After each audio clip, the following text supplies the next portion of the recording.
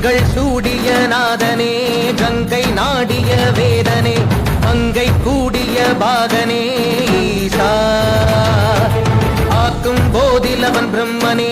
காக்கும் போதிலவன் விஷ்ணுவே நீக்கும் போதிலவன் ருத்ரனே ஈசா அகிலமே ஆடும் வண்ணம் சபைகளில் ஆடும் பாதம் சுடலையில் ஆடல் செய்தது